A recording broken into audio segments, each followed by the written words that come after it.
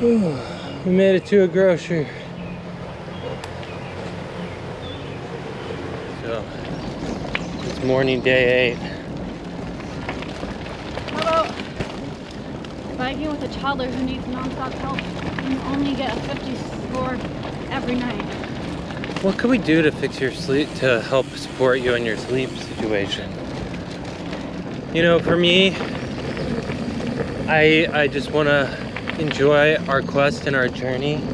Yeah, I know, but I'm telling you what I want. Oh, I hear what you want. Do you want to hear what I want, though? Sure. Are you sure? I know what you want. Oh, what do I want? You want a bike. For how long? When we get there. You It's think pretty uncomfortable in the heat. And I stopped having fun. Maybe that's where the growth begins. I love you.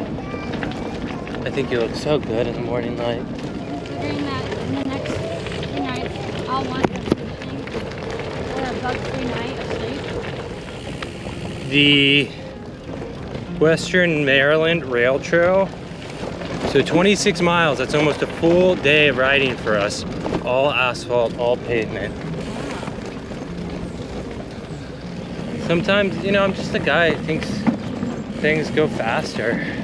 That's all the time. You always think that. I always think I'll be able to do things faster. Like when we added the extra 40 miles of the Montauk Trail, I'll be like, oh, well, we'll get through that lickety split. No big deal. Like an extra day and a half. Yeah, when the guy at the bike station said we should probably shuttle over the Pawpaw Tunnel. And I was like, ooh, challenge accepted. The Pawpaw Tunnel detour sign warns travelers about the dangers that lie ahead. River, this is the crux of our trip.